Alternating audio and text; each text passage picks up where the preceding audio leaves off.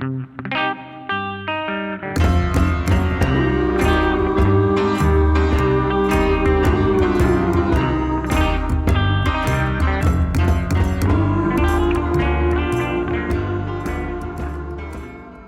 all know that the nomad lifestyle of making over school buses, shuttles, trucks, tour buses, and even ambulances to travel the nation is growing in popularity. The urge to ditch the socially constructed 9-to-5 job is taking over thousands in the US. And most of this push to live life freely on the road came from the 2021 award-winning film Nomadland, directed by Chloe Zhao. The film follows a middle-aged woman named Fern who sets out to live a nomad lifestyle in search of work. To save you the trouble of renovating your own school bus or van, and since we don't have our own vanguard, I've created a step-by-step guide on how to get on the road Nomadland style in your own car. Step 1 is to consider why you want this lifestyle, even if it's just temporary. A vacation, road trip, or if you want to live like Fern full-time. For me personally, I have a bad habit of getting trapped in soul-sucking routines, ones where you do the same exact thing every day until they all start to blend together. I want to have the opportunity to abandon those routines on a whim, even momentarily, and explore while I'm in college. Think about why you personally want this and write it down somewhere special to keep close for all your travels. Step 2 is to measure your vehicle to make sure all your road trip essentials fit perfectly.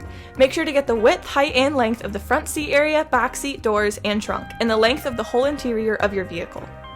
Step 3 is to make a design and make a list. In true Nomadland lifestyle, spontaneity and little baggage are important, but making sure you have everything you need in a smart place will ensure your safety on all your wild adventures. Step 4 is to start moving out of your house and into your new home.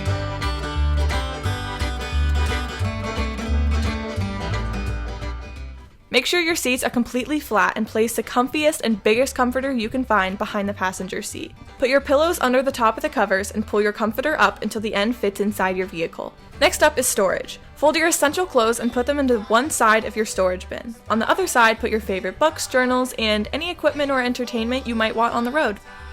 And just like that, your on-the-road closet and bookshelf is ready to go. Place that on the left-hand side of your bed and pillows.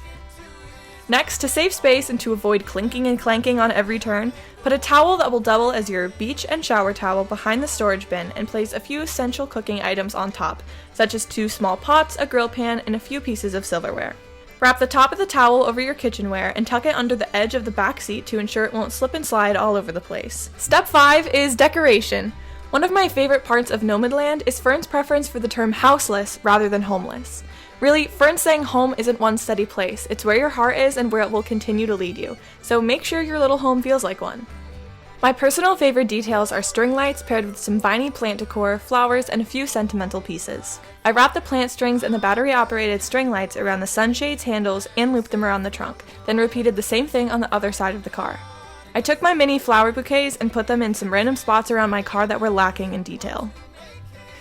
Finally, for my 2 dashboard decorations, I took some double-sided Gorilla Tape and stuck them down so the decorations don't get lost when the road gets bumpy, literally and figuratively. Now, the most important step isn't measuring, designing, or even decorating. Time for number 6, getting in the right mindset. Now, most people in the past that we've seen who are living out their traveling dreams are either trained nature experts or celebrities with money who can afford private jets to 5-star resorts, but I don't think we're like that.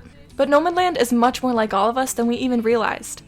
The average, superpower-lacking, not perfect middle-class Fern isn't a common character we see in movies, which is what makes her lifestyle so intriguing and so realistic. The story told its audience that despite loss, unsteadiness, and at times hopelessness, you can still be what most people see as average and still focus your life around adventure. Getting in this mindset, getting rid of that fear and the ingrained structure of what our lives have always been and what they need to be is the hardest part, but it's a complete necessity. Once you realize that though you're not the most skilled camper or the most experienced traveler, you'll be led down the path to see exactly what you're meant to see, and you'll learn all those skills on the way. Truly, the biggest takeaway from Nomadland, and what I think every traveler should realize before they embark, is that adventure isn't just for the privileged, and potential isn't just for the extraordinary. And that means we've reached the last step, number 7. It's time to get on the road. Map out a plan of where you want to travel, fill up your tank, and start driving. Remember, we all have a little Fern in us, and the more we explore, the more we'll find it. You've done all the work, and now it's time to find the potential in your new home and in your new adventures.